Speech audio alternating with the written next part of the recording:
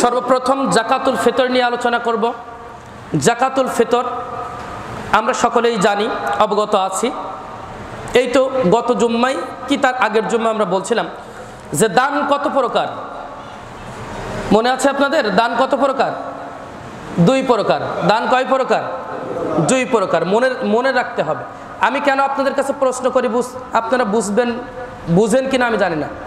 এই যে প্রশ্ন করলাম, আপনারা বললেন, তাহলে ওটা আপনার মনে গেঁথে গেল, আর আপনি শুনলেন কি শুনলেন না ওই পর্যন্তই। কেউ ঘুমায়, কেউ এদিক ওদিক তাকায়, হ্যাঁ। কিন্তু আপনাকে যখন আমি প্রশ্ন করতে থাকবো তখন আপনি আমার সাথে উত্তর দিতে থাকবেন, মনোযোগটা আমার দিকে দিবেন, ওটা বুঝতে পারবেন। দেখেন আপনাদের মনে নেই, দান কত প্রকার বলেছিলাম? দুই প্রকার। একটা হচ্ছে ফরজ আর একটা হলো নফল। এই যে সাদাকাতুল ফিতর, এই সাদাকাতুল ফিতরটা তাহলে কি হবে? ফরজ হবে, ফরজ দান হবে। জাকাতুল ফিতর, জাকাত, এগুলো কি? ফরজ দান। তো জাকাতুল ফিতর ফরজ দান বলতে আমাদের তাহলে সবার দিতে হবে। আর এমন একটি বিষয় জাকাতুল ফিতর, সাদাকাতুল ফিতর এমন একটি বিষয় যা প্রত্যেকটা মানুষকেই দিতে হবে। প্রত্যেকটা মানুষ। যদি কেউ ঈদের একদিন আগে, মানে ঈদের দিন সকালে জন্মগ্রহণ করে, তারও জাকাতুল ফিতর দিতে হবে। আল্লাহু আকবার। বুঝতে পারছি কিনা আমরা? আবার যদি কেউ ওই ঈদের দিন সকালে কেউ মৃত্যুবরণ করে, তার জাকাত দিতে হবে না। সিস্টেম দেখছেন? যদি কেউ ঈদের দিন সকালে মৃত্যুবরণ করে তাহলে তার জাকাত দিতে হবে না, এই যে জাকাতুল ফিতর দিতে হবে না। আর যদি কেউ জন্মগ্রহণ করে ঈদের দিন সকালে, তাহলে তার জন্য জাকাতুল ফিতর দিতে হবে, দিতেই হবে। তার বাবা মা তার পক্ষ থেকে দিয়ে দেবে, তার গার্জিয়ান তার পক্ষ থেকে দিয়ে দেবে। সাদাকাতুল ফিতর দেখেন, আজকে আমাদের সমাজে আমরা দেখতে পাচ্ছি যে জাকাতুল ফিতর নির্ধারণ করা হয়েছে টাকা দিয়ে। এবার ইসলামিক ফাউন্ডেশন মনে নির্ধারিত করে দিয়েছে 110 টাকা, মাথা পিছু 110 টাকা। প্রথম কথা হলো, সরাসরি হাদিসের বিরোধিতা তারা করেছে। সরাসরি কিসের বিরোধিতা করেছে? হাদিসের বিরোধিতা করেছে। আল্লাহ রাসূল সাল্লাল্লাহু আলাইহি সাল্লামের সময় দিনার দিরহাম ছিল না ভাই? আমরা সবাই জানছি না হাদিস থেকে? বলুন কোন একজন সাহাবী বা আল্লাহ রাসূল সাল্লাল্লাহু আলাইহি সাল্লাম বলেছেন বা কোন একজন সাহাবী দিয়েছেন দিনার দিরহাম দিয়ে জাকাতুল ফিতর, সাদাকাতুল ফিতর দিয়েছেন, এমন কোন প্রমাণ আজ পর্যন্ত কেউ দিতে পেরেছে? তাহলে কেন এটা আসলো টাকার বিষয়? বারবার হাদিসে উল্লেখ করা হচ্ছে খাদ্যদ্রব্য দিয়ে, খাদ্যশস্য দিয়ে। বারবার হাদিসে উল্লেখ করা হচ্ছে যে খাদ্যশস্য, খাদ্যদ্রব্যের কথা। আর বারবার ওই হাদিসগুলিকে উপেক্ষা করে নিজেদের মতকে আজকে ওরা কি করেছে? প্রাধান্য দিয়েছে। মানে প্রত্যেকটা ক্ষেত্রে আমরা দেখতেছি যে আমলের, ইবাদতের প্রত্যেকটা ক্ষেত্রে হাদিস বলছে একরকম আর ওরা করছে আর একরকম। আবার আমরা যারা হাদিস অনুযায়ী করতেছে আমাদেরকে ওরা কি কয়? ফিতনাবাজ। আমাদেরকে কি বলে? ফিতনাবাজ। আর ওরাই হচ্ছে হাদিস মাননেওয়ালা, মানে ওরা হচ্ছে সুন্নি। মানে আল্লাহ রাসূল সাল্লাল্লাহু আলাইহি সাল্লাম যা করতে বলেছেন ওটা তারা করবে না, ওর বিরোধিতা করবে, ওর বিপরীতটা করবে। ওরা হলো সুন্নি, একেবারে অরিজিনাল নবী ভক্ত, নবীর প্রতি ভালোবাসা জন্মিয়ে গিয়েছে, অরিজিনাল। তা আপনি বুঝুন, যেখানে হাদিস সেখানে আমাদের থেমে যেতে হবে না? আল্লাহ রাসূল সাল্লাল্লাহু আলাইহি সাল্লামের কাছে একজন আরবের একজন গরিব মানুষ আসলেন, এসে বলছেন, ইয়া রাসূলুল্লাহ সাল্লাল্লাহু আলাইহি সাল্লাম, আপনি আমাকে সালাত সম্পর্কে কিছু বলুন। তখন আল্লাহ রাসূল সাল্লাল্লাহু আলাইহি সাল্লাম বললেন যে তোমার জন্য দিনে রাতে 5 ওয়াক্ত সালাত ফরজ করা হয়েছে। যদি তুমি নফল সালাত আদায় করতে চাও তাহলে সেটা স্বতন্ত্র কথা। ইয়া রাসূলুল্লাহ সাল্লাল্লাহু আলাইহি সাল্লাম, আমার উপরে কত সিয়াম ফরজ করা হয়েছে? তখন আল্লাহ রাসূল সাল্লাল্লাহু আলাইহি সাল্লাম বলছেন যে তোমার উপরে রমাজান মাসের সিয়ামকে ফরজ করা হয়েছে। যদি তুমি নফল কিছু সিয়াম পালন করো সেটা স্বতন্ত্র কথা। ইয়া রাসূলুল্লাহ সাল্লাল্লাহু আলাইহি সাল্লাম, আমার উপরে কত জাকাত ফরজ করা হয়েছে? যখন জাকাতের বিধানটা আল্লাহ রাসূল সাল্লাল্লাহু আলাইহি সাল্লাম জানিয়ে দিলেন, ওই লোকটি ওখান থেকে উঠে যাচ্ছেন আর বলছেন, ওয়াল্লাহি, আল্লাহর কসম করে বলছি, নবী মুহাম্মদ সাল্লাল্লাহু আলাইহি সাল্লাম যা বলেছেন তার চাইতে কমাবও না, তার চাইতেও বাড়াবও না। আল্লাহ রাসূল সাল্লাল্লাহু আলাইহি সাল্লাম সাহাবা একরামদেরকে ডেকে বলছেন, ও সাহাবা একরামরা, তোমরা কি জান্নাতি মানুষ দেখতে চাও? তোমরা কি কেউ জান্নাতি মানুষ দেখতে চাও? সাহাবা একরামরা বললেন, হ্যাঁ, ওই দেখো ওই লোকটি জান্নাতি। কি বলেছে দেখেন তো, হাদিস শুনেছে, শোনার পরে বলছে আমি কমাবও না বাড়াবও না। আল্লাহ রাসূল বললেন, ওকে জান্নাতি। সুবহানাল্লাহ। তাহলে হাদিস যেখানেই পাবো সেখানে আমাদের থেমে যেতে হবে, ওইটুকুই আমাদের করতে হবে যেটুকু নবী মুহাম্মদ রাসূলুল্লাহ সাল্লাল্লাহু আলাইহি সাল্লাম করতে বলেছেন। বলুন, ইবাদত কবুলের মূল শর্ত কি?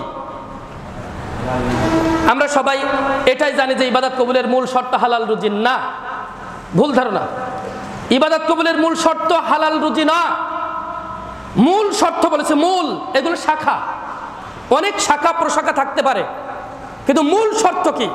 এক নম্বর হচ্ছে সিরফ আল্লাহর জন্য ইবাদত, আর দুই নম্বর হচ্ছে নবী মুহাম্মদ রাসূলুল্লাহ সাল্লাল্লাহু আলাইহি সাল্লামের তরিকা অনুযায়ী ইবাদত।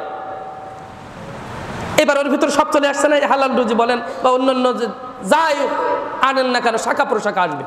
তাহলে প্রথম কথা, সিরফ আল্লাহর জন্যই ইবাদত, মূল শর্ত ইবাদত কবুলের। আর আল্লাহ রাসূল সাল্লাল্লাহু আলাইহি সাল্লামের তরিকা পদ্ধতি অনুযায়ী ইবাদত করতে হবে। তাহলে আল্লাহ রাসূল সাল্লাল্লাহু আলাইহি সাল্লাম আমাদেরকে কি বলেছেন? মিশকাত হাদিস নম্বর 1815, আন আব্দুল্লাহ ইবনে উমর রাদিয়াল্লাহু তাআলা আনহু قال قال رسول الله صلى الله عليه وسلم।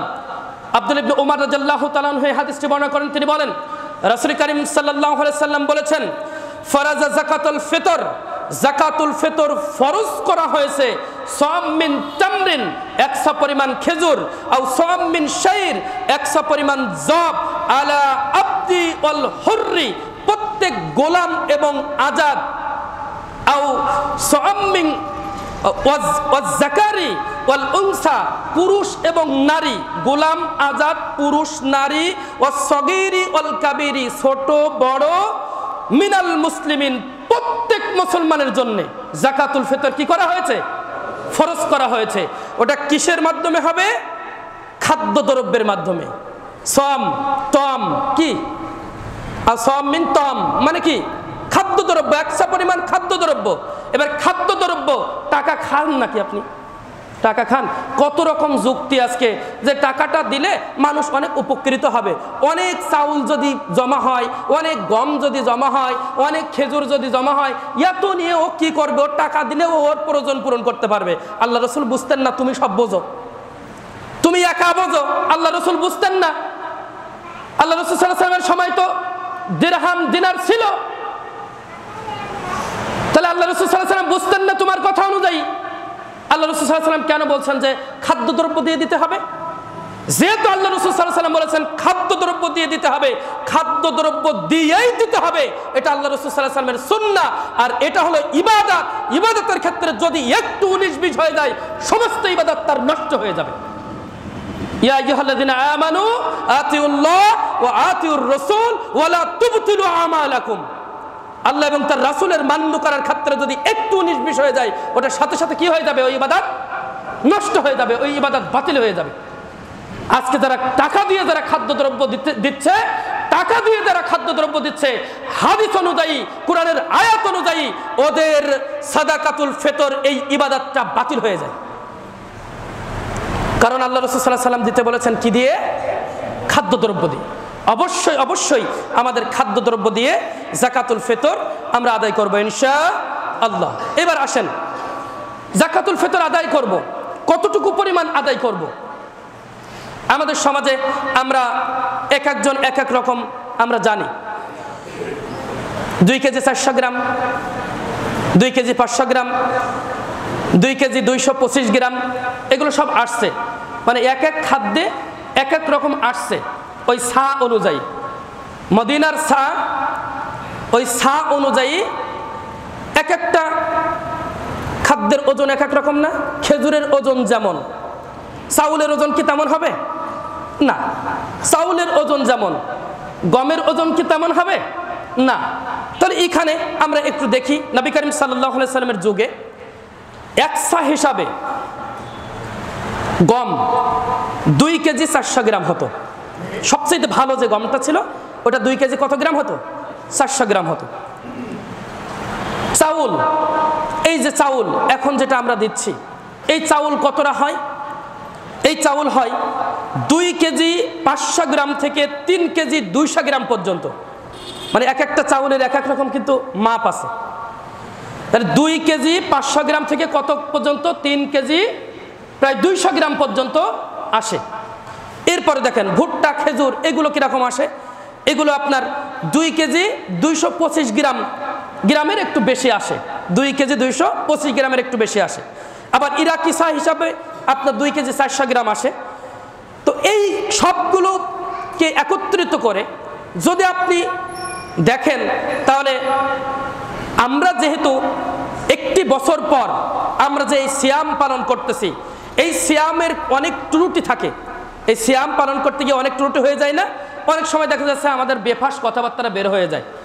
অনেক সময় কি হয়ে যায়? বেফাস কথাবার্তা বের হয়ে যায়, গালি বের হয়ে যায়, অনেক দিক থেকে ত্রুটি হতে পারে। এই যে ত্রুটিটা আমাদের হচ্ছে ইবাদতে, এই ত্রুটিটা এই যে যাকাতুল ফিতর দিলে এই ত্রুটিটা আল্লাহ রাব্বুল আলামিন মাফ করে দেন। সুবহানাল্লাহ। তাহলে আমরা যখন যাকাতুল ফিতরটা দেব তখন আমরা কি করব? আমরা সবচেয়ে যেটা ভালো সেটা করার চেষ্টা করব। আর সবচেয়ে ভালো যেটা আমরা দেখতে পাচ্ছি সেটা হলো চাউল। যেহেতু আমরা খাদ্যদ্রব্য, চাউল আমাদের প্রধান খাদ্যদ্রব্য, যে দেশে প্রধান খাদ্যদ্রব্য ওটার অগ্রাধিকার বেশি দেওয়া হয়েছে। তাহলে আমাদের দেশে কি চাউল, তাহলে চাউল কতটা আমরা দেব? 2 কেজি 500 থেকে কতটা? 3 কেজি 200 গ্রাম পর্যন্ত পাইলাম আমরা। তাহলে আপনি যদি মাঝামাঝি একটা হিসাব করেন, আর সালাফগণ আমাদের সমাজের যে বিদ্বানগণ, আলেমগণ, তারা বলছে যে 3 কেজি যদি দেয় তাহলে সবচেয়ে উত্তম হবে, ভালো হবে। তাহলে আমরা কি করব? আমরা 3 কেজি দেওয়ার চেষ্টা করব। যদি কেউ 2 কেজি 500 গ্রাম দেয় তাহলে কি তার যাকাতুল ফিতর আদায় হবে না? হবে। কিন্তু উত্তম কোনটা? 3 কেজি বা 3 কেজির একটু বেশি আপনি দিলেন। বিষয়টা বুঝছেন কিনা? তা আমরা উত্তমটা করার চেষ্টা করবো ইনশাআল্লাহ। তবে 2 কেজি 500 গ্রাম যদি কেউ দেয় তাহলে সেটাও কি হয়ে যাবে, সেটাও যাকাতুল ফিতর আদায় হয়ে যাবে। এবার আসেন, আমাদের সমাজে আদাসা পরিমাণ খাদ্যদ্রব্য দিয়ে যাকাতুল ফিতর আদায় করে এক শ্রেণীর ভাইরা। আদাসা, আল্লাহ রাসূল বলেছেন কি? একসা সামিন তামরিন, একসা পরিমাণ খেজুর, আও সামিন শাইর, একসা পরিমাণ গম। তাহলে আমরা দেখতে পাচ্ছি যে একসা পরিমাণ আল্লাহ রাসূল সাল্লাল্লাহু আলাইহি সাল্লাম দিতে বলেছেন। এবার কেন এই আদাসা? এই আদাসা কেন দিচ্ছে? আদাসা এই জন্য দিচ্ছে যে মুআবিয়া রাদিয়াল্লাহু তাআলা আনহু যখন খেলাফতের সময় ছিল, মুআবিয়া রাদিয়াল্লাহু তাআলা যখন রাষ্ট্রপ্রধান ছিল, তিনি তার ওই সময় গমের দামটা অনেক বেশি ছিল। অন্য জায়গা থেকে, অন্য দেশ থেকে ওই গমটা আনতে হতো। যে কোনো জিনিস যদি আমাদের দেশে আনা হয় অন্য দেশ থেকে তাহলে তার দামটা বেশি পড়ে না? তো ওই বেশি পড়ার কারণে মুআবিয়া রাদিয়াল্লাহু তাআলা কি করেছিল? বলেছিল যে এই সময় এই যে গমের বিষয়টা শুধুমাত্র মাথায় নেন।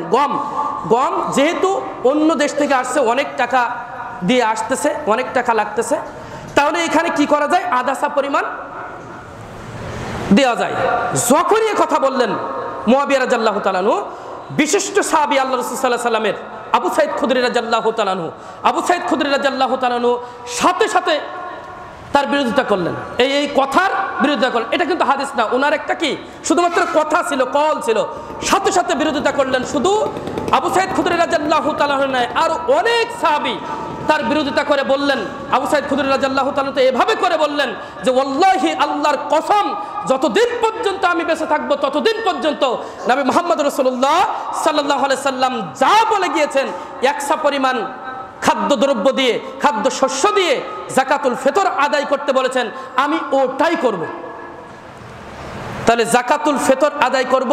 নবী মুহাম্মদ সাল্লাল্লাহু আলাইহি সাল্লাম বলেছেন কি? একসা। সাহাবা একরামরা দিয়েছেন কি? একসা। শুধুমাত্র একজন এ কথা বলেছেন, তারপরেও তার বিরোধিতা করেছেন। আর ওইটাই শুধু নিয়েছে, আল্লাহ রাসূলকে বাদ দিয়ে ওই মুআবিয়া রাদিয়াল্লাহু তাআলা আনহুর ওইটা নিয়েছে। বুঝুন তো দেখি, ওই সময় ছিল গমের দাম বেশি, তাহলে এই সময় বলেন খেজুরের দাম বেশি না চাউলের দাম বেশি? ওই সময় খেজুরের দামের চাইতে গমের দাম কি ছিল? বেশি ছিল, তাই তিনি আদাসার কথা বললেন। এই সময় চাউলের দাম বেশি না খেজুরের দাম বেশি? তাহলে খেজুরের দাম বেশি, একটা ভালো মানের খেজুর দরকার নেই, মিডিয়াম সাইজের খেজুরও আপনি কিনতে গেলে 800 থেকে 1000, তাই না? এবার আপনি করেন, হিসাব করেন, তাহলে কত হতে পারে? কত হতে পারে করেছেন? ওটা না, আদাসা পেয়েছে মানে ওই কথাটা পেয়েছে, ওইটাই মানতে হবে। আল্লাহ রাসূল সাল্লাল্লাহু আলাইহি ওয়াসাল্লামের হাদিস আর দরকার নেই। বিষয়টা এরকম হয়ে গেছে না? না, আল্লাহ রাসূল সাল্লাল্লাহু আলাইহি ওয়াসাল্লাম একসা পরিমাণ খাদ্য শস্য দিয়ে যাকাতুল ফিতর আদায় করতে বলেছেন। আমরা একসা পরিমাণ খাদ্য শস্য দিয়েই যাকাতুল ফিতর আদায় করব ইনশাআল্লাহ। আর সেটা হবে কি? খাদ্য শস্য, খাদ্য দ্রব্য দ্বারা আমরা যাকাতুল ফিতর আদায় করব ইনশাআল্লাহ। ফিতরা কখন দিতে হবে? ফিতরাটা কখন দিব আমরা? ফিতরাটা ঈদের 2 দিন আগ থেকে দেওয়া যায়, তার মানে 28শে রমজান। 28শে রমজান থেকে আপনি দিতে পারবেন, 28শে রমজান থেকে আপনি দিতে পারবেন ফিতরাটা। 27শে রমজানে দিলে ওই ফিতরা যাকাতুল ফিতরা যেটা ফরজ, এই ফরজ হবে না, নফল দান হিসাবে হয়ে যাবে। ওই যাকাতুল ফিতর আদায় হবে না। অনেকে আছে যে আমাদের সমাজগুলোতে, আমাদের এখানে নেই, এক প্রকার নেই বললে চলে, কিন্তু অন্যান্য জায়গায় এটা করে না, যে আগে থেকে কি করে? জমা করতে থাকে, 15 রোজার পরে জমা করা শুরু করে দেয়। দেখি 15 রোজা 20 রোজা জমা শুরু করে দেয়। এইটা যদি করে তাহলে তার কি হবে? সাধারণ দান হিসাবে হয়ে যাবে। যাকাতুল ফিতর যেটা ফরজ মুসলমানের উপরে, ওইটা আদায় হবে না। সুতরাং 2 দিন আগ থেকে দেওয়া যাবে, আর ঈদের দিন সকালে দেওয়া ভালো, ঈদের পরেও, সালাতের পরেও দেওয়া যায়, কোনো সমস্যা নেই। তাহলে এ বিষয়ে আমরা ক্লিয়ার যাকাতুল ফিতর সম্পর্কে। এটা কাদেরকে দিতে হবে? কাদেরকে দিতে হবে আমরা সবাই জানি। কারা বলেন তো? এক কথায় যদি বলি, ফকির মিসকিন। আর এবার সালাফদের মত অনুযায়ী কোরআনের ওই আয়াত, যাকাত যে 8টি খাতে দিতে হয়, যাকাত যে 8টি খাতে দিতে হয়, যাকাতুল ফিতরও ওই 8টি খাতে দেওয়া যায়। ওই 8টি খাত কি কি? আমরা যাকাত নিয়েও আলোচনা করতে চেয়েছিলাম, কিন্তু সময়ের জন্য আমরা আলোচনা করতে ওভাবে করে পারবো না। শুধুমাত্র এতটুকু বলি, যাকাত এমন একটি বিষয় যে আপনি এবং আপনার সম্পদ, আপনার মাল পবিত্র করে এই যাকাতের মাধ্যমে। সুবহানাল্লাহ বলবেন না? পবিত্র হয় এই যাকাতের মাধ্যমে। এক। দ্বিতীয় নম্বর হচ্ছে, যাকাত যদি কেউ না দেয় তাহলে যাকাতের যে অর্থ সম্পদগুলো রয়েছে ওইগুলি লোহা আকারে করা হবে কিয়ামতের দিন, আর ওই দিয়ে ওই ব্যক্তির ললাটে পাজরে সেক দেওয়া হবে, যাকাত যদি কেউ না দেয়। যাকাত এমন একটি বিষয়, আল্লাহ রাসূল আল্লাহ রাব্বুল আলামিন বলছেন, হাক্কুল লিসাইলি ওয়াল মাহরুম, ওটা গরিব বঞ্চিতদের অধিকার। তাহলে অধিকার বলতে কি? ওটা আপনাকে দিতেই হবে। যাকাত আপনাকে কি করতে হবে? দিতেই হবে। কিন্তু যাকাত সবার উপরে ফরজ নয়। যারা নিসাব পরিমাণ সম্পদের মালিক, তাদের উপরে শুধু যাকাত ফরজ। আর যাকাতুল ফিতর, সাদাকাতুল ফিতর প্রত্যেকটা নারী পুরুষের উপরে ফরজ। এবার আসেন, এই যাকাত কাদেরকে দিতে হবে? এই যাকাতুল ফিতর কাদেরকে দিতে হবে? একসাথেই আমাদের হয়ে যাচ্ছে। 1 নম্বর হচ্ছে ফকির মিসকিন, 1 নম্বর ফকির, 2 নম্বর মিসকিন, 3 নম্বর যাকাত আদায়কারী, 4 নম্বর যাদের চিত্র আকর্ষণ প্রয়োজন। চিত্র আকর্ষণ প্রয়োজন বলতে সমাজে বিধর্মী অনেক থাকে না? অনেক সমাজে বিধর্মী থাকে, তাদেরকে যদি কিছু দেওয়া হয় তাহলে তারা ইসলামের প্রতি আকৃষ্ট হয় বা ইসলামের বিরোধিতা করবে না, এরকম কিছু মানুষ থাকে, ওদেরকে দিতে বলেছেন আল্লাহ রাসূল সাল্লাল্লাহু আলাইহি ওয়াসাল্লাম। এরপরে দাস মুক্তির জন্য, দাস মুক্তি, আজকে দাস প্রথা নেই আমাদের সমাজে, আছে কি? জেল হাজত, তাই না? জেল হাজত। তাহলে ওখানে জেল হাজতে যারা অসহায় মানুষ দেখবেন, যে যারা নির্দোষ নিরপরাধ মানুষ, অনেকে জেলের ভিতরে আছে না, ওদেরকে আপনি সহযোগিতা করতে পারেন। এরপরে ঋণগ্রস্তদের জন্য, অনেক মানুষ এরকম আছে যে বিল্ডিং আছে 5 তলা, কিন্তু এত ঋণ যে ও চলতে পারে না, এরকম মানুষ আছে না সমাজে? আছে। কিন্তু এরকম মানুষ দেখে দিবেন। এরপরে আল্লাহর পথে যারা জিহাদ করে তাদের জন্য, আজকে ফিলিস্তিনে হামাসেরা যুদ্ধ করছে, জিহাদ করছে কাদের সাথে? ইসরায়েলদের সাথে, ইহুদিদের সাথে। তাহলে ওখানে আপনি পাঠাইতে পারেন। 8 নম্বর হচ্ছে মুসাফিরদের জন্য। মুসাফির আজকে আমাদের সমাজে প্রতি মাসে মাসে 6 মাস অন্তর 4 মাস অন্তর যারা আসে ওরা মুসাফির না, মাথায় নেন, ওরা ফকির। ওরা কি? ওরা ফকির, ওরা ভিক্ষুক। প্রতি মাসে মাসে প্রতি বছর বছর আসে, এসে বলে কি বলে যে আমি মুসাফির অমুক জায়গা থেকে আসছি। এরা মুসাফির। এই যে মুসাফির, এই মুসাফির ওরা নয়। মুসাফির কি? ওই একজন ঢাকা থেকে আসলো, একজন ঢাকা থেকে এসে এখানে এসে এমন একটা বিপদে পড়ে গিয়েছে যে দেখে তো এভাবে করে বলি যে টাকা পয়সা চিন্তা হয়ে গিয়েছে, হয় না অনেক সময় টাকা পয়সা চিন্তা হয়ে গিয়েছে, এমন একটা বিপদে পড়েছে যে আর পাচ্ছে না, ওদেরকে দিতে হবে। বুঝতে পারছেন কিনা? এই যাকাতের সম্পদ থেকে ওদেরকে দিয়ে দিতে পারেন আপনি। ঠিক এরকম তাহলে আমরা দেখলাম যে যাকাত কাদেরকে দিতে হবে, যাকাতুল ফিতর কাদেরকে দিতে হবে। এই 8টি খাতে যাকাতুল ফিতর দেওয়া যায়। তাহলে তবে যারা সমাজে গরিব, ফকির, মিসকিন, এতিম এরা আছে, তাদের হকটাই বেশি, তাদের হকটাই বেশি। আর আপনি 8টি খাতে দিতে পারেন। তাহলে যাকাতুল ফিতর এবং যাকাত সম্পর্কে আমরা অল্প ধারণা নিলাম। যাকাত কতটুকু পরিমাণ দিতে হবে এটা তো আমরা জানি সবাই কম বেশি, তাই না? শতকরায় কত %? 2.5%। এটা আমরা সবাই জানি।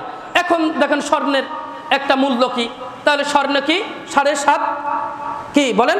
স্বর্ণ কতটুকু হলে যাকাত? 7.5 ভরি। আর রৌপ্য 52.5 ভরি, মানে 7.5 তোলা আর 52.5 তোলা ভরি। এটা হলে যাকাত আদায় হবে। যেদিন আপনার এটা পূর্ণ হবে ওই দিন থেকে 1 বছর যদি ওইটা থাকে আপনার কাছে, তাহলে ওইটাতে কি হবে? যাকাত আসবে। কতটুকু? শতকরায় 2.5%। ওইটা আপনি স্বর্ণ যে সময় আপনি দিবেন ওই সময় স্বর্ণের দাম আপনি হিসাব করবেন। আপনি বিষয়টা ক্লিয়ার কিনা? যে এই সময় ধরেন 1 লাখ টাকা, উদাহরণস্বরূপ 1 লাখ টাকা ধরেন, তাহলে যদি 5.5 ভরি যদি স্বর্ণ হয় তাহলে কত লাখ টাকা হচ্ছে? 5.5 লাখ টাকা। তাহলে 5.5 লাখ টাকা হলে আপনি ওখান থেকে 2.5% মাইনাস করে আপনি বের করে দেন। বিষয়টা বুঝছেন কিনা? ক্লিয়ার না? ক্লিয়ার। তাহলে যাকাতের বিষয়ে যদি বিস্তারিতভাবে আরও যদি জানার থেকে আপনারা আমার কাছ থেকে জেনে নেবেন ইনশাল্লাহ। আলোচনা অনেক সময় তো হয়ে যাচ্ছে। প্রিয় হাজিরিন, এবার আসেন আমরা একটু ইতিকাফ সম্পর্কে দেখি। এই যে 20 থেকে 30 এই সিয়াম রোজার মধ্যে কি আছে? ইতিকাফ আছে, তাই না? ইতিকাফ আছে। আজকে কত রমাজান? 20 রমাজান। তার মানে আজকে তারাবি পড়ব কিসের? আজকে 21-এর রাত না? কিসের রাত বলেন তো? মহামান্বিত রজনী লাইলাতুল কদরের রাত। সুবহানাল্লাহ বলি। আমরা অনেক হতভাগ্য আছি যে যারা এই দিনটাকেও মিস করে। এমন একটা দিন এটা আসছে আলোচনায়। তার আগ মুহূর্তে আমরা ইতিকাফ সম্পর্কে একটু দেখি। ইতিকাফ তথা তাকওয়া অর্জনের সবচেয়ে বড় মাধ্যম একটা হচ্ছে ইতিকাফ। ইতিকাফ তাকওয়া অর্জনের সবচেয়ে বড় মাধ্যম। ইতিকাফের আলাদা কোনো ফজিলত বর্ণনা করা হয়নি। তাহলে ইতিকাফ কেন? ইতিকাফ এজন্য যে এতে লাইলাতুল কদর অনুসন্ধানের সুযোগ হয় এবং দুনিয়া থেকে বিমুখ হয়ে পরিপূর্ণ আল্লাহর ইবাদত বন্দিগিতে মশগুল হওয়া যায়। সুবহানাল্লাহ বলি। আমাদের প্রয়োজন আছে কিনা? আছে। 1টি বছর ধরে আমি ওই কথাই বলি বারবার যে 1টি বছর ধরে আমরা দেখেন ইবাদত বন্দি কিন্তু সেইভাবে করতে পারি না। ওই ফরজ সালাতটা, সুন্নাত নামাজটা পড়ে দৌড়াইছি, আর নফল কিছু আমরা করতে পারি নাই। তাহাজ্জুদের সালাত আমরা অনেকেই আদায় করতে পারি নাই। তাহলে এই একটা সময় যে নেকি অর্জনের একটা সময়, তাহলে এই নেকি অর্জনের জন্য আমাদের প্রতিযোগিতা করতে হবে। এবার আসেন, এই অনেকে প্রশ্ন করেছেন এবং এটা বলতে হবে যে এই যে ইতিকাফ কখন থেকে বসবে? ইতিকাফ বসবে হচ্ছে 20 রমাজান সূর্যাস্তের সাথে সাথেই 21 রমাজান শুরু হয়ে যায় ইতিকাফের দিন। তাহলে আপনি কখন আসবেন? আপনি বিকালে আপনি সব কিছু নিয়ে মসজিদে আসবেন। কি মসজিদে? মনে রাখবেন জামে মসজিদে হতে হবে ইতিকাফ। ইতিকাফ জুম্মা মসজিদে হতে হবে। ইতিকাফ কিন্তু ছোট মসজিদ যেগুলো আছে ওক্তীয় মসজিদে হয় না। ইতিকাফ কোথায় করতে হয়? জুম্মা মসজিদে করতে হয়। তাহলে আমরা আজকেই আমরা কখন আসব? বিকালে আসব। মাগরিবের আজান দেবে, নামাজ পড়ে আমরা বসে পড়ব যারা আসবে ইনশাআল্লাহ। ইনশাআল্লাহ ইনশাআল্লাহ। আর কখন যাবে? যখন শাওয়ালের চন্দ্র দেখা দিয়েছে, শাওয়ালের চাঁদ দেখা দিয়েছে, তারপরে বের হয়ে চলে যেতে পারবে। এটা আমরা বুঝতে পারছি না? ইতিকাফ, ইতিকাফের ভিতরে এবার লাইলাতুল কদর থাকে। ইতিকাফের ভিতরে কি থাকে? লাইলাতুল কদরের রাত থাকে। লাইলাতুল কদর, লাইলাতুল কদর অর্থ হচ্ছে লাইলা মানে কি? রাত। আর কদর হচ্ছে মর্যাদা, সম্মান। এইরকম যে সম্মানের রাত্রি, মর্যাদার। আল্লাহ রাব্বুল আলামিন কোরআনুল কারীমের ভিতরে সূরা আল কদর নামে একটা সূরা নাজিল করেছেন। সুবহানাল্লাহ। সেখানে বলা হচ্ছে যে ইন্না আনজালনাহু ফি লাইলাতিল কদর, ইন্না আনজালনাহু ফি লাইলাতিল কদর, নিশ্চয় একে আমরা নাজিল করেছি লাইলাতুল কদরের রাত্রিতে। একে বলতে কোরআনকে। সুবহানাল্লাহ বলি, মুখ খুলতে মন চায় না, বলি না সুবহানাল্লাহ। আল্লাহ রাব্বুল আলামিন বলছেন কি? ইন্না আনজালনাহু ফি লাইলাতিল কদর, আমি একে, এই কোরআনকে বলছেন কে? সবাই কথা বলেন, বলছেন কে? আল্লাহ বলছেন আমি একে, এই কোরআনকে নাজিল করেছি লাইলাতুল কদরের রাত্রিতে। সুবহানাল্লাহ। লাইলাতুল কদরের রাত্রিতে কি নাজিল হয়েছে? কোরআন নাজিল হয়েছে। ওমা আদরাকা মা লাইলাতুল কদর। আল্লাহর নবীকে জিজ্ঞাসা করছে যে লাইলাতুল কদরের রাত সম্পর্কে আপনি কি জানেন? আপনি কি জানেন যে লাইলাতুল কদরের রাতটা কি? তখন আবার আল্লাহ রাব্বুল আলামিন পরপরই বলে দিচ্ছেন লাইলাতুল কদরি খায়রুম মিন আলফি শাহর। লাইলাতুল কদর হলো 1000 মাসের চাইতে উত্তম। সুবহানাল্লাহ। লাইলাতুল কদরের রাত কি? 1000 মাসের চাইতেও উত্তম। যদি এভাবে করে একটু আপনাকে বলি, লাইলাতুল কদরে যদি আপনি 1 রাকাত সালাত আদায় করেন, কয় রাকাত সালাত? 1 রাকাত সালাত আপনি আদায় করেছেন, 1 রাকাত সালাত, তাহলে আপনি আপনার আমলনামায় 1000 মাস, যদি আপনি 1 রাকাত করে সালাত আদায় করেন, 84 বছর, 84 বছর কতদিন? 84 বছর 4 মাস 1 রাকাত করে পড়লে যে নেকি হয়, সেই নেকি আপনার আমলনামায় লিপিবদ্ধ করে দেওয়া হবে। সুবহানাল্লাহ। লাইলাতুল কদর মিস করেন আপনারা। হতভাগ্য জাতি যারা, তারা এই লাইলাতুল কদর পালন করতে পারে না। কপাল পোড়া জাতি যারা, তারা এই লাইলাতুল কদর পালন করতে পারে না। লাইলাতুল কদর রে 1টি টাকা দান করলে 1টি টাকা। আমি আপনাদেরকে বলি না যে লাইলাতুল কদরে রমজান মাসে বিশেষ দান থাকবে? কি দান থাকবে? বিশেষ দান থাকবে। বিশেষ করে লাইলাতুল কদরে বিশেষ দান থাকবে আপনাদের। লাইলাতুল কদরে 1টা টাকা আপনি দান করলে আপনার ওটা কি হবে? 84 বছর 4 মাস আপনি 1টা টাকা করে দান করলে যত টাকার নেকি হয়, তত টাকা নেকি আপনার আমলনামায় যাবে। সুবহানাল্লাহ। তাহলে লাইলাতুল কদর কি? আল্লাহ বলে দিচ্ছেন লাইলাতুল কদর হচ্ছে লাইলাতুল কদরি খায়রুম মিন আলফি শাহর। লাইলাতুল কদর হলো 1000 মাসের চাইতেও উত্তম। এখানে বলেছে 1000 মাসের চাইতেও উত্তম। আপনি এবার বুঝুন তো দেখি, 1000 মাসের চাইতে উত্তম কি বলেছে? লাইলাতুল কদর। লাইলাতুল কদরি খায়রুম মিন আলফি শাহর, যেখানে বলা হয়েছে যে কদর রাত্রি 1000 মাসের চাইতে উত্তম, এখানে মূলত এই 1000 শব্দ ব্যবহার করা হয়। আরবরা 1000 শব্দটা ব্যবহার করে কোন বস্তু চূড়ান্ত সীমা বোঝানোর জন্য, কোন বস্তুর চূড়ান্ত সীমা বোঝানোর জন্য। আমরা যেরকম বলে থাকি ভাই তুই 1000 বছর বাঁচবি, তার মানে কি 1000 বছর বাঁচবে না, আরো বাঁচবে, বহুকাল বাঁচবে, সেই দোয়া আমরা করি, তাই না? শুধুমাত্র 1000 বছর না, তার মানে চূড়ান্ত পর্যায়ে বোঝানোর জন্য বলা হয়েছে।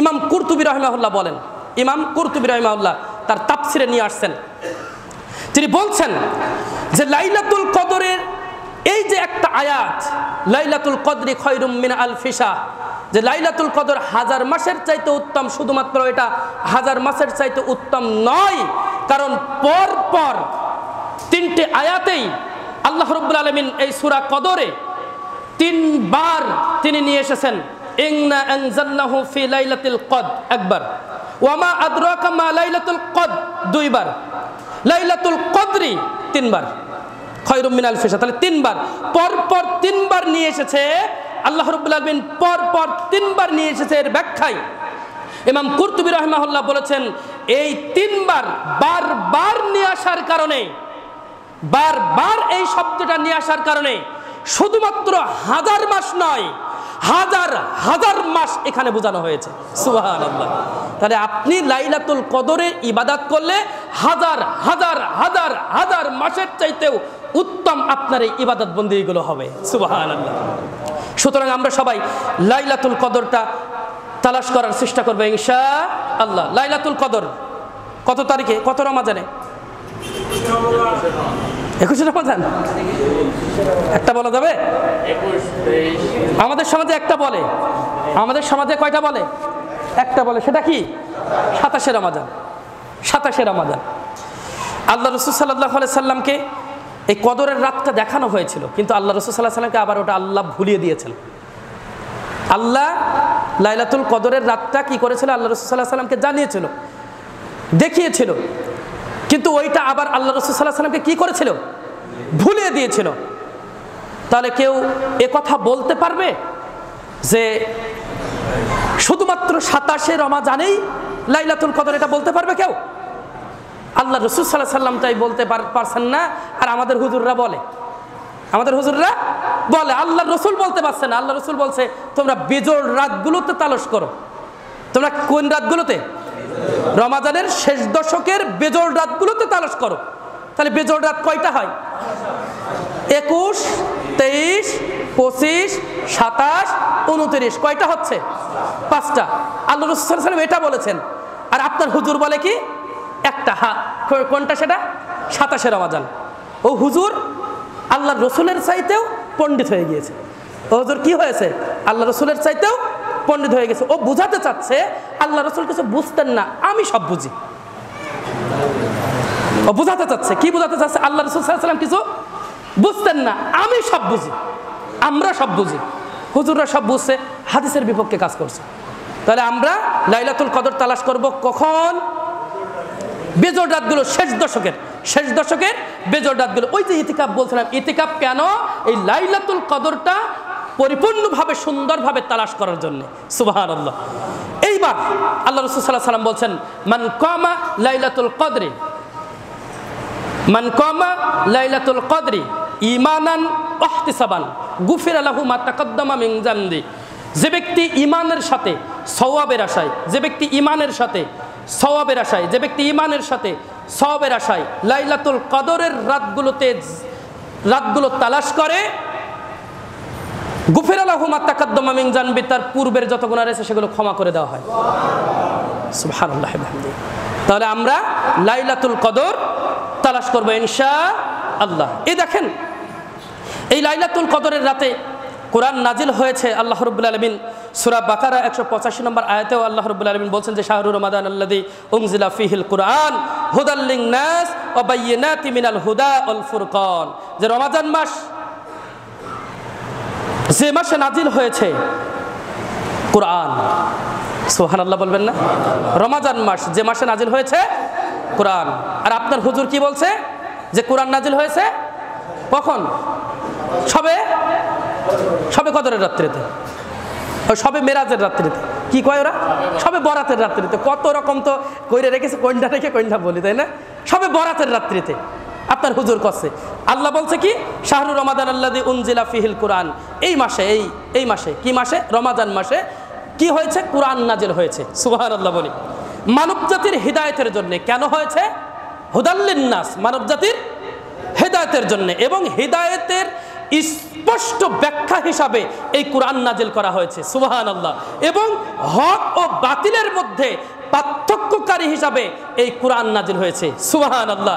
এই কোরআন আজকের সমাজের মানুষ, মুসলমান বলে আমি মুসলিম, বলে কি আমি মুসলিম, এই কোরআনকে ছেড়ে, এই কোরআনকে রেখে Marx, Lenin, Karl Marx, Kemal Pasha, Abraham লিঙ্কনের তৈরি করা মতবাদ দর্শনের পেছনে ছুটছে এই কোরআনকে রেখে। এরা কি বলে? আমরা মুসলমান। আমরা মুসলমান, আবার কি করে ওরা কি করে? Marx, Lenin, Karl Marx, Kemal Pasha, Abraham লিঙ্কনের তৈরি করা মতদর্শনের পেছনে ছোটে। অথচ আল্লাহ বলছে যে এটা, এই কোরআনটা আমি হেদায়েতের স্পষ্ট ব্যাখ্যা এবং হক এবং বাতিলের মধ্যে পার্থক্যকারী হিসাবে নাজিল করেছি। সুবহানাল্লাহ। অথচ এই কোরআন দেখে কোথায় যাচ্ছে? মানব রচিত ধর্মে চলে যাচ্ছে। মানব রচিত ধর্মবিধান, মানব রচিত ধর্ম, মানব রচিত বিধানের দিকে ছুটছে মানুষ, মুসলমান। আজকে বলুন, এই যে ধর্ষণ হচ্ছে আজকের সমাজে, বাংলাদেশে একের পর এক ধর্ষণ হচ্ছে না? কথা বলেন না কেন? হচ্ছে না? এই বাংলাদেশে একের পর এক ধর্ষণ হচ্ছে। ওরা যদি একবার কোরআনের আইন বাস্তবায়ন করে, আল্লাহর কসম, যেদিন বাস্তবায়ন করবে তার পরদিন থেকে আর কোনোদিন একজন শিশু বলো আর একজন নারী বলো ধর্ষিতা হবে না। কিন্তু আজকে কি করছে? ওটা যে কোরআনের আইন, ওটা যে আল্লাহর আইন, ওটা যে ইসলামের আইন, এটা দেখছে। অথচ সব বড় বড় পদ দখল করে রয়েছে মুসলমানেরা। বড় বড় পদ দখল করে রয়েছে না? দখল করে রয়েছে। আজকে এই যে আসিয়া হত্যা, যে ধর্ষণ হলো, আসিয়া ছোট্ট একটা শিশু, 8 বছরের একটা শিশু আসিয়া ধর্ষিতা হলো। অথচ বিচার, আসিয়া মরে গেল, ওই খুনি এখনো পর্যন্ত বেঁচে আছে। আসিয়া মরে গেল, ওই খুনি এখনো পর্যন্ত বেঁচে আছে। অথচ আল্লাহ রাসূল সাল্লাল্লাহু আলাইহি ওয়াসাল্লাম হাদিস থেকে যেটা আমরা পাচ্ছি, জেনাকারী যে জেনা করবে, যদি ওটা প্রমাণ হয়, প্রমাণ হওয়ার সাথে সাথে ওকে মৃত্যুদণ্ড দিতে হবে, যে কোনো মূল্যে, যে কোনো ভাবে, যদি সে প্রমাণিত হয়। আসিয়া ধর্ষিতা, ধর্ষণ হয়েছে, প্রমাণিত না? এখনো পর্যন্ত ঝুলিয়ে রেখেছে কেন? মসজিদে একজন, আল্লাহ রাসূল সাল্লাল্লাহু আলাইহি ওয়াসাল্লামের সময় মসজিদে এক মহিলা সালাত আদায় করতে আসছে। হঠাৎ করে একজন কি করেছে? তার গায়ের চাদর দিয়ে তাকে ঢেকে নিয়ে তাকে নিয়ে ধর্ষণ করেছে। তিনি চিৎকার দেওয়া শুরু করেছে। হঠাৎ করে আরেকজন লোক আসলো। লোক আসার সাথে সাথে ওই ব্যক্তি পালিয়ে গেল, যে ধর্ষক, ও ব্যক্তি পালিয়ে গেল। ওদিক থেকে মুহাজির সাহাবীরা, একদল সাহাবীরা আসার সাথে সাথে ওই মহিলাটি বললেন যে আমার সাথে এইগুলো করা হয়েছে। কই সে? ওই দিকে চলে গিয়েছে। ওকে ধরে আনা হলো। ওকে ধরে এনে আল্লাহ রাসূল সাল্লাল্লাহু আলাইহি ওয়াসাল্লামের কাছে দেওয়া হলো। আল্লাহ রাসূল সাল্লাল্লাহু আলাইহি ওয়াসাল্লামের কাছে আনা হলো। আল্লাহ রাসূল সাল্লাল্লাহু আলাইহি ওয়াসাল্লামের কাছে যখন আনলেন, আল্লাহ রাসূল সাল্লাল্লাহু আলাইহি ওয়াসাল্লাম সবকিছু ঘটনা শুনলেন। শোনার সাথে সাথে ওই ধর্ষণকারী ব্যক্তি বলছে যে ইয়া রাসূলুল্লাহ সাল্লাল্লাহু আলাইহি ওয়াসাল্লাম, হ্যাঁ আমি ওকে ধর্ষণ করেছি। সাথে সাথে আল্লাহ রাসূল সাল্লাল্লাহু আলাইহি ওয়াসাল্লাম বললেন যে এই মহিলাকে তোমরা ছেড়ে দাও, আল্লাহ তোমাকে ক্ষমা করবে বলে দিলেন। আর এই যে ধর্ষক সম্পর্কে বলছেন, আল্লাহ রাসূল সাল্লাল্লাহু আলাইহি ওয়াসাল্লাম বলছেন যে আর জুমুহু, সাহাবা একরামদেরকে নির্দেশ দিলেন, আর জুমুহু, প্রমাণিত। এখন কি? ধর্ষণ করেছে, প্রমাণিত। আর জুমুহু, একে কি করো? রজম করো। রজম বলতে বুক পর্যন্ত পুঁতে পাথর মেরে মেরে ওকে হত্যা করো। পাথর মেরে মেরে ওকে হত্যা করো। যদি ধর্ষণের শাস্তি চূড়ান্ত পর্যায়ে যদি সেটা প্রমাণিত হয়ে যায়, সাথে সাথে তাকে হয় শুলে বিদ্ধ করে হত্যা করতে হবে, না হয় বুক পর্যন্ত পাথর মেরে হত্যা করতে হবে, না হয় আজকের যে সমাজে ফাঁসির মঞ্চে ঝুলিয়ে তাকে হত্যা করতে হবে। যদি 19-20 হয়ে থাকে যে কেমন, তখন তাকে কি করতে হবে? আল্লাহর কোরআনের আয়াত দ্বারা প্রমাণিত তাকে এক হাত এবং এক পা উল্টা দিক থেকে কর্তন করতে হবে। যদি ডান হাত কাটে, বাম পা কেটে দেবে। যদি বাম হাত কাটে, ডান পা কেটে দেবে। ও মুসলমান, এখনো পর্যন্ত ধর্ষক কিভাবে জীবিত থাকে? আর আমার বোন আসিয়া সে মৃত্যুবরণ করলো ধর্ষণ হওয়ার জন্য। এটা কি বাংলাদেশের কোন মুসলমান বিচার করতে পারে? এই বিচার মেনে নিতে পারে কেউ? কোনোদিন না। কোনোদিন এই বিচার বাংলাদেশের মুসলমানরা মেনে নিতে পারে না। কিন্তু মুসলমান, ওই যে মুসলমান মুনাফিক আছে না? আজকে ফিলিস্তিনি ভাইদের উপরে নির্মমভাবে, নির্বিচারে কিভাবে করে তাদেরকে হত্যা করছে, দেখছো না? তোমার মতো ওই মুনাফিক নেতাদের জন্য, তোমাদের মতো মুনাফিক নেতাদের জন্য এইগুলো হচ্ছে। মুসলমানদের এখন যদি মুসলমান রাষ্ট্র কয়টা বলো? মুসলমান রাষ্ট্র কয়টা? সবাই আমরা জানি। এখন যদি মুসলমান রাষ্ট্রের প্রধানরা, সরকার প্রধানরা যদি একজোট হয়ে একসাথে যদি সবাই প্রতিবাদ করে, ইসরায়েল 1 ঘন্টা টিকবে? ইসরায়েল 1 ঘন্টা টিকবে? মুনাফিকরা সব চুপ করে বসে আছে, দোয়া করছে, দোয়া করছে, সব দোয়া করছে। যদি দোয়া করে হতো, আল্লাহ রাসূল সাল্লাল্লাহু আলাইহি ওয়াসাল্লাম জিহাদ করেছে কেন? আল্লাহ রাসূল সাল্লাল্লাহু আলাইহি ওয়াসাল্লাম সাহাবা একরাম যুদ্ধে কেন গেল? সব দোয়ার মাধ্যমে হবে, সব দোয়ার মাধ্যমে হবে। এটা তো আজকের ইস্যু না, এটা তো আজকের ইস্যু না, এটা তো বহু আগের ইস্যু। ওরা বারবার বিশ্বাসঘাতকতা করে। ইহুদিদেরকে আল্লাহ বলছেন যে ওদেরকে বিশ্বাস করো না, ইহুদি নাসারাদেরকে তোমরা কি করো না, বিশ্বাস করো না। চুক্তি করছে, চুক্তি, যুদ্ধবিরতি চুক্তি করছে, বুঝলেন না? চুক্তি করছে, চুক্তি হইলে বেঁচে যায়। রাষ্ট্রপ্রধানটা কি, মুসলিম রাষ্ট্রপ্রধান, চুক্তি হইলে বেঁচে যায়, আর দোয়া করেই খালাস। মুনাফিকি করার জায়গা পাও না তুমি। আজকে এখন তুমি বলো যে ইসরায়েলকে 1 ঘন্টার মধ্যে আমরা ধূলিসাৎ করে দেবো, কোনো ব্যাপারই না, মুসলমান পারে। কিন্তু মুসলমান রাষ্ট্রপ্রধানরা সব কি মুখে কুলু পেটে বসে আছে, মুখে কুলু পেটে বসে আছে। প্রিয় হাজিরিন, কোরআনের আইন যদি বাস্তবায়িত হয়, কোরআনের আইন যদি বাস্তবায়িত হয়, যেহেতু আল্লাহ বলেছেন যে এই কোরআন হেদায়েতের স্পষ্ট ব্যাখ্যা হিসাবে আমি নাজিল করেছি এবং হক এবং বাতিলের পার্থক্যকারী হিসাবে আমি নাজিল করেছি। এই কোরআনই হবে সংবিধান, এই কোরআনই হবে বিচার ফয়সালার একমাত্র মানদণ্ড। যদি হয়, আজকে থেকে সমস্ত অপরাধ দেখবেন কালকে থেকে কমে গিয়েছে। কিন্তু আজকে ও করবে না, তো ও করবে না। অথচ তারা সবাই কি বলেন, মুসলিম। সবাই কি মুসলিম, আমি মুসলিম, রোজা রয়েছে, আবার সব রোজা, তোগের রোজা, তোগের। প্রিয় হাজিরিন, সাধ্যমতো আমরা চেষ্টা করব ওই ফিলিস্তিনদের সহযোগিতা করার জন্য, অর্থ দিয়ে। এবং বিশেষ করে আমাদের এখন অর্থ আর দোয়া, অর্থ পাঠানোর মাধ্যম আছে, অর্থ পাঠাবো, আর কি করব, দোয়া করব ইনশাআল্লাহ। এই মুহূর্তে আমাদের তো আর কিছু করার নেই, আমাদের যেটা আছে আমরা অর্থ দিয়ে সহযোগিতা করতে পারি, আর কি দোয়া করতে পারি। যারা করবে, যাদের করার ক্ষমতা আছে, ওরা করছে দোয়া। ওরা কি করছে, দোয়া। এই একটা সংবাদ মাধ্যমের দেখলাম, এরদোগান মুসলিম প্রধান রাষ্ট্র, মুসলিম নেতা, কে এরদোগান মুসলিম নেতা বইলে মনে করেন মাযহাবিরা তো ফাটায়। ওই মুনাফিক কি করেছে জানেন? ওই যখন ফিলিস্তিনদেরকে নির্বিচারে হত্যা করছিল, ঠিক ওই সময় ও তেল সরবরাহ করত ওই ইসরায়েলের কাছে। আর শুনবেন মুনাফিক কাকে বলে? বড় বড় মুখে সব ফুটানি, বড় বড় মুখে সব ফুটানি, কিন্তু কাজের বেলায় লবডঙ্কা, সব শেষ। প্রিয় হাজিরিন, তাহলে আমরা ফিলিস্তিনদের জন্য মন থেকে দোয়া করি যে আল্লাহ তুমি ফিলিস্তিনবাসীদেরকে রক্ষা করো, আমিন। এবং ইসরায়েলকে তুমি চিরতরের মতো ধ্বংস করে দাও, আমিন। প্রিয় হাজিরিন, এই আমাদের ডাক বাংলায় যে মসজিদ আছে, ওই পাশে কি মসজিদ, কেন্দ্রীয় মসজিদ মনে হয় আমাদের মাযহাবী ভাইদের। দেখেন, আমরা কিন্তু মাযহাবী ভাইদের শত্রু না, আমরা মাযহাবী ভাইদের শত্রু না। তারা যে ভুলের ভিতরে আছে ওইগুলো আমরা শুধু ধরিয়ে দেই, তাই ওরা আমাদেরকে গালি দেয়, ওরা আমাদেরকে আঘাত করার চেষ্টা করে। আমরা আপনাদেরকে বলবো যে প্রত্যেকে যাদের জরুরি কোনো কাজ নেই, জরুরি, তারা সবাই একটু পরেই প্রতিবাদ মিছিল হবে। ফিলিস্তিনদের উপরে যে নির্যাতনে যে নির্মমভাবে যে গণহত্যা চলছে নির্বিচারে, ওর প্রতিবাদে মিছিল বের হবে। আমরা সবাই সেখানে তাদের সাথে গিয়ে অংশগ্রহণ করার চেষ্টা করবো ইনশাআল্লাহ, ইনশাআল্লাহ। আমাদের যেটুকু সাধ্য আছে সেটুকু আমরা করবো ইনশাআল্লাহ।